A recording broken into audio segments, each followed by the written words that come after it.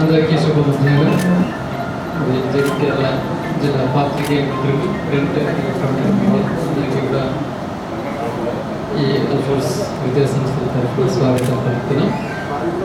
మరి మీ అందరికీ కూడా తెలిసిందే, అల్ఫోర్స్ 1991లో స్టార్ట్ అయ్యే రకంగా ముందుకు వెళ్తుంది.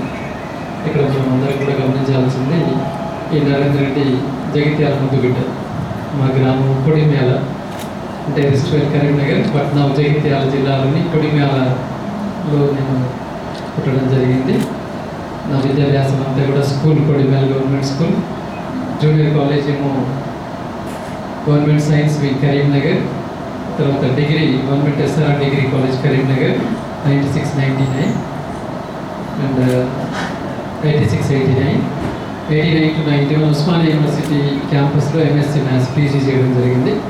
అటు పీజీ అయిపోగానే 91లో మరి కరీంనగర్కి వచ్చి చిన్నగా ట్యూషన్ స్టార్ట్ చేయడం. ఒక సైకిల్, ఒక చాప, ఒక చిన్న హ్యాంగింగ్ బోర్డుతో ₹1 ఖర్చు లేకుండా పిల్లల గురించి దాంతో 10 మందితో ట్యూషన్లు ప్రారంభించడం జరిగింది. మరి అలా మీ అందరి సపోర్ట్ తోటి ఈ 34 సంవత్సరాల్లో ప్రస్తుతానికి 60 విద్యాసంస్థలను మన ఉత్తర తెలంగాణలో నెలకొల్పడం జరిగింది.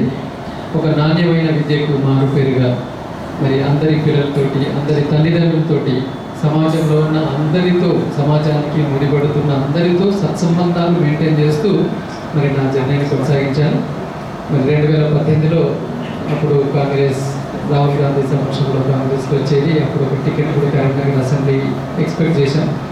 అప్పుడున్న పరిస్థితుల్లో అది కాలేకపోయింది. తర్వాత నేను మళ్ళీ నా పనిలో నేను పూర్తిగా రాజకీయాలకు అతీతంగా అన్ని పార్టీలతో మంచిగా ఉంటూ పూర్తిగా ఇన్స్టిట్యూట్స్ పైన ఫోకస్ చేస్తూ ఆ 2018 నుంచి ఇప్పటి వరకు సుమారుగా మళ్ళీ ఒక 20 వ్యవస్థలను ఏర్పాటు చేయడం జరిగింది. కంప్లీట్గా ప్రొఫెషనల్గా ఓన్లీ వ్యవస్థల్ని మనం కాన్సన్ట్రేట్ చేస్తూ ఐఐటి కోచింగ్ కానీ, నీట్ కోచింగ్ కానీ, స్కూల్స్లో మంచి ఫౌండేషన్ విద్యను అందిస్తూ చాలా చక్కగా మన ఉత్తర తెలంగాణకి గర్వకారణంగా అల్ఫోర్స్ విద్యా సంస్థలు ముందుకు తీసుకెళ్తున్నాం. మరి స్కూల్స్ పట్ల జూనియర్ కాలేజెస్, మాకు ఉమెన్స్ డిగ్రీ కాలేజ్ ఉంది కరీంనగర్లో, అట్లాగే పీజీ కాలేజ్ కూడా ఉన్నాయి, ఎంఎస్సీ మ్యాథ్స్ అండ్ కెమిస్ట్రీ. మొట్టమొదట నేను స్టార్ట్ చేసింది పీజీ కాలేజ్ 1996లో స్టార్ట్ చేసిన ఎంఎస్సీ మ్యాథ్స్. అంటే నాది మ్యాథ్స్ సబ్జెక్ట్ కాబట్టి నేను ఒక్కనే చెప్పుకోవచ్చు 4 సబ్జెక్టులు లెక్చర్ లేకుండా అని ఒక కాలేజ్ స్టార్ట్ చేశాను. సో ఈ ప్రకారంగా ఎడ్యుకేషన్లో కేజీ నుంచి పీజీ వరకు అన్నింటితోటి ఈవెన్ బేస్ నుంచి కూడా నాకు పరిపూర్ణమైన అవగాహన ఉంది. తర్వాత గవర్నమెంట్ వింగ్లో ఉన్న డిఈఓ ఆఫీసెస్ రిలేటెడ్ కావచ్చు, డిఏఓ ఆఫీస్ రిలేటెడ్ కావచ్చు, యూనివర్సిటీలకు రిలేటెడ్ కావచ్చు, వారి ఉద్యోగుల పట్ల కానీ, ఆ అకాడమిక్స్ పట్ల కానీ పరిపూర్ణమైన అనుభవంతో మనం ఉన్నాం.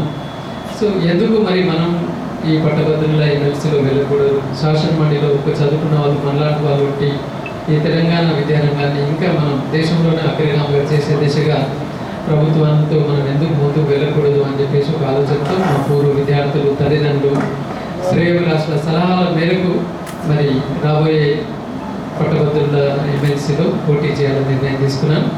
దానికి ముందుగా జీవన్ రెడ్డి గారి సలహాలు కూడా తీసుకున్నాము. ఎందుకంటే మరి వారు మళ్ళీ లైన్లో ఉంటారు, ఎందుకంటే గురువు లాంటి వాళ్ళు, పెద్దవాళ్ళు, మాకు మంచి సంబంధాలు ఉన్న వాళ్ళు.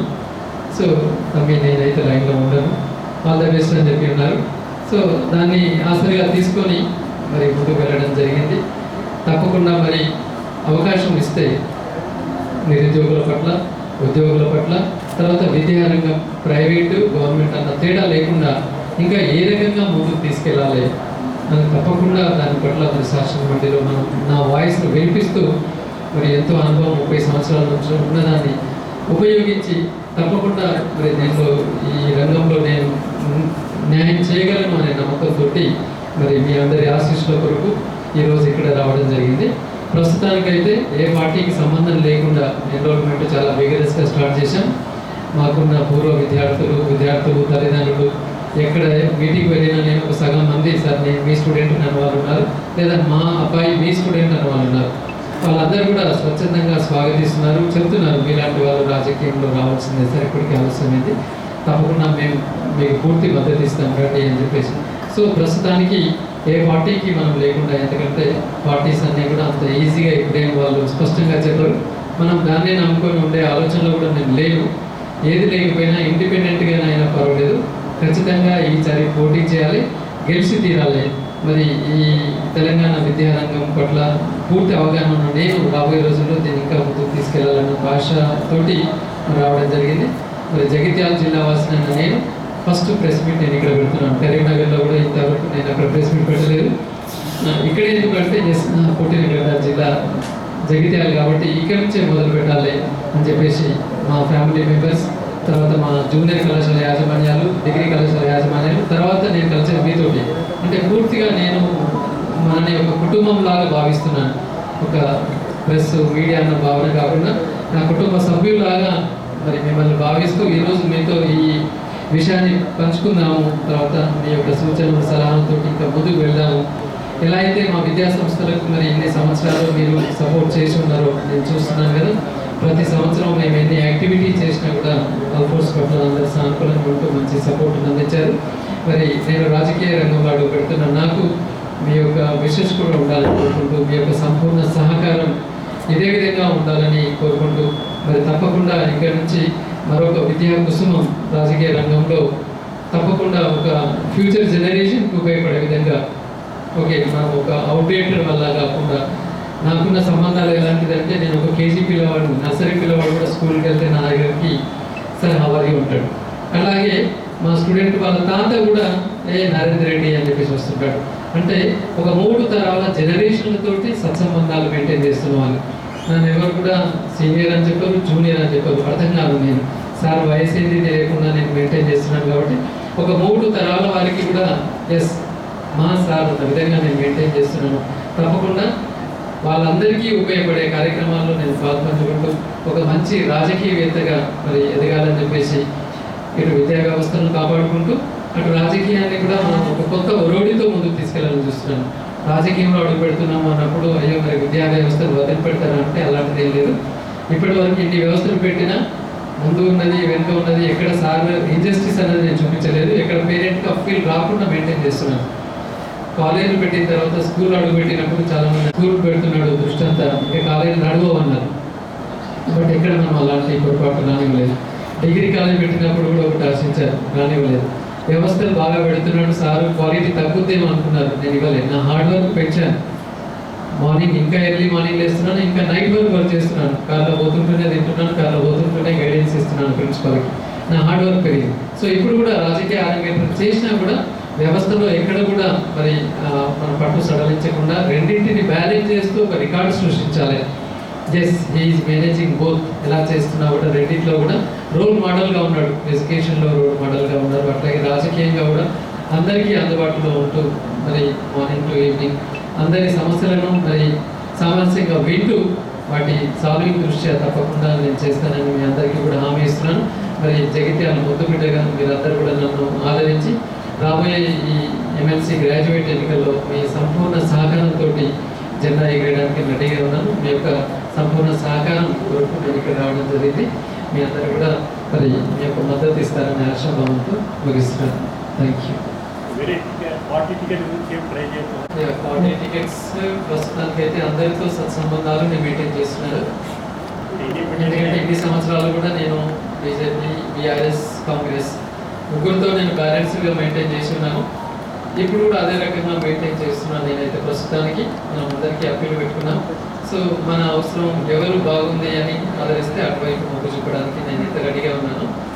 నేను జనరల్లీ డిగ్రీ చేసినప్పుడు, బీఎస్సీ చేసినప్పుడు 3 లెక్చరర్లు, మ్యాథ్స్ లెక్చరర్లు, physics lecturer, chemistry lecturer. Maths lecturers అనుకునేది ఈ కాలేజ్లో ఎంఎస్సీ సీట్ కొడితే వీడు ఒకడైతే ఖచ్చితంగా కొడతాం.